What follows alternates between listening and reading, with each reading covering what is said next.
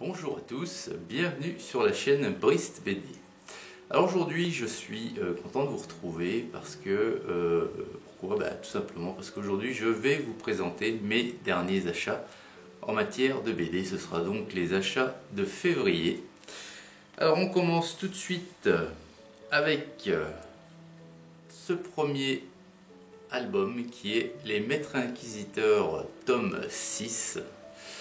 Alors ce tome 6, en fait, il vient clôturer le premier cycle des Maîtres Inquisiteurs. Après les 5 premiers tomes, vous voyez qu'ici, en couverture, on a les 5 Maîtres Inquisiteurs qu'on a pu suivre dans les 5 premiers albums. Donc je ne l'ai pas ouvert, je n'ai pas feuilleté encore.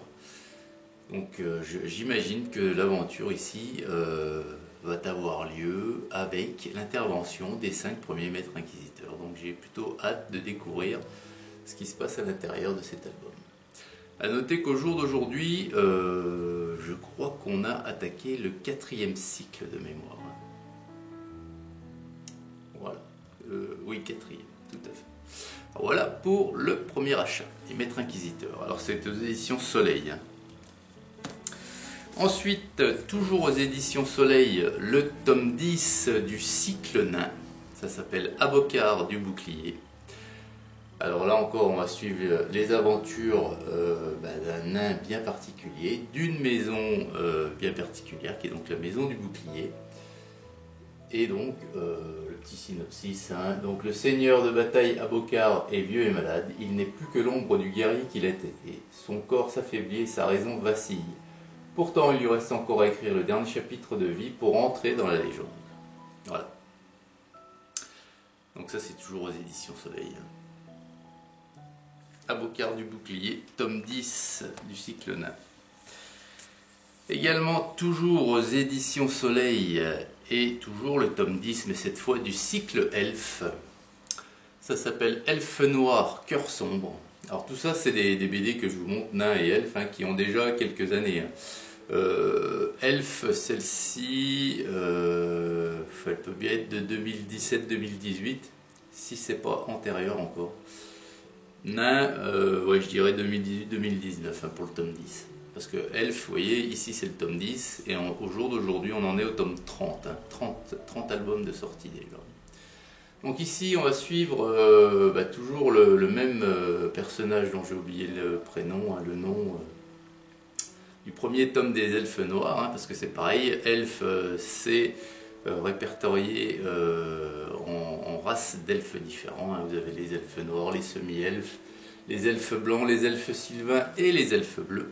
Et ici donc c'est le deuxième album qui va nous parler d'elfes noirs. Donc voilà pour le tome 10 du cycle elfe.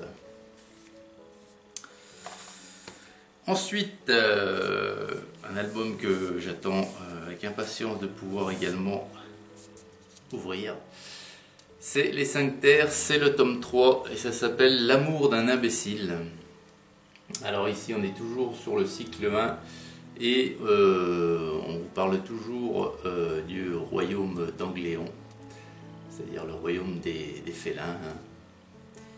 Et franchement, c'est vraiment une série, voilà, après les 2 premiers albums, c'est captivant, il y a plein de rebondissements, et ça ressemble un petit peu, je vous l'ai déjà dit, je crois, ça ressemble un petit peu à de la fantasy médiévale, style Game of Thrones, vraiment où c'est un jeu de pouvoir, avec des alliances, des trahisons, enfin, tout ce que comporte un bon politique, voilà. Donc ça, c'est le tome 3 et c'est aux éditions Delcourt. Donc il a, au jour d'aujourd'hui, je vous l'ai déjà dit, mais on en est au tome 7 qui vient de sortir. Voilà pour les 5 terres. Et enfin, ça c'est le tome 2 de Maudit sois-tu. Alors ça c'est aux éditions Ankama. C'est une BD de Philippe Pelaez, au dessin Carlos Puerta. Alors je vous ai déjà parlé du tome 1. que je possède, hein, que j'avais découvert à l'occasion des 48 heures de la BD, et je vous avais dit que le dessin de Carlos Puerta était une tuerie.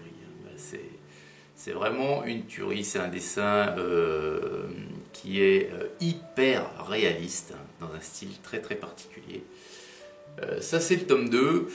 Le tome 3 et le dernier tome est sorti tout récemment, hein, je vous l'avais annoncé dans ma vidéo de mes sorties BD. Il s'appelle Shelley et il est sorti en octobre, enfin là c'est marqué octobre 2021, mais c'est plus récent. Il est sorti en début d'année là, il avait pris un peu de retard. Donc ça c'est le tome 2, c'est la suite. Ça s'appelle Moreau. Alors c'est une histoire un peu particulière, hein. Je vous avais dit que c'était une chronologie inversée, c'est-à-dire que vous partez de la conclusion de l'histoire et puis vous remontez jusqu'aux origines. Ça c'est le tome 1 que j'avais découvert, donc comme je vous l'ai dit à l'occasion des 48 heures de la BD, hein. Donc ça c'est une couverture éditée à cette occasion-là. Et je vais vous montrer un petit peu rapidement le dessin de Carlos Puerta, afin que vous vous rendiez compte, vous voyez. C'est vraiment un dessin hyper réaliste, hein, très très agréable à regarder, et bien souvent hein, il n'y a pas besoin de texte, rien qu'en regardant et en voyant les expressions des visages, hein, de par un trait de crayon, c'est quand même exceptionnel. Hein. Vous comprenez les émotions des personnages, c'est quand même merveilleux. Et c'est vraiment un truc de fou. Moi j'adore, je suis fan. Du reste, de par cette série et cet album, c'est par ça que j'ai découvert Carlos Puerta. Je vais me pencher un petit peu sur ce qu'il a fait en tant que dessinateur de BD. Et il y a sûrement d'autres choses qui m'intéressent.